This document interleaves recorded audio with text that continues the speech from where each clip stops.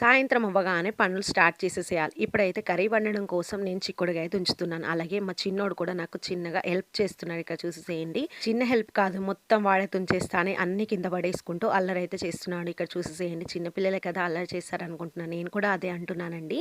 ఇప్పుడు ఈ విధంగా తుంచేస్తున్నాను. అలాగే మా పెద్దమ్మాయి కూడా టీ తాగేసి తను హోంవర్క్ చేసుకుంటుంది. ఇప్పుడైతే కర్రీ వండడం కోసం బౌల్ పెట్టేసి ఇందులో కాస్త ఆయిల్ వేసి జీలకర్ర, ఆవాలు, పచ్చిమిర్చి అలాగే ఉల్లిపాయలు కూడా కాస్త ఫ్రై అయిన తర్వాత ఇందులోనే అల్లం వెల్లుల్లి పేస్ట్, కొంచెం పసుపు వేసి తుంచిన చిక్కుడుగాయ కూడా ఇందులో యాడ్ చేసుకోవాలి. ఈ కాంబినేషన్లో మీరు ఎప్పుడైనా చేశారో లేదో కామెంట్ చేసి చెప్పండి.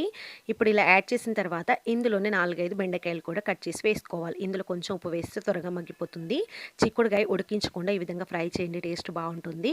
ఈ విధంగా కాస్త ఉడికించేసిన తర్వాత ఇందులో ఒక 2 టమాటాలు వేసి ఇప్పుడు ఇందులో రుచి చూసుకొని, కారం చూసుకొని, కొంచెం కారం వేస్తున్నాను ఎందుకంటే పచ్చిమిర్చి కారం చూసుకొని యాడ్ చేయండి. కొంచెం వాటర్ వేస్తే త్వరగా మగ్గిపోతుంది.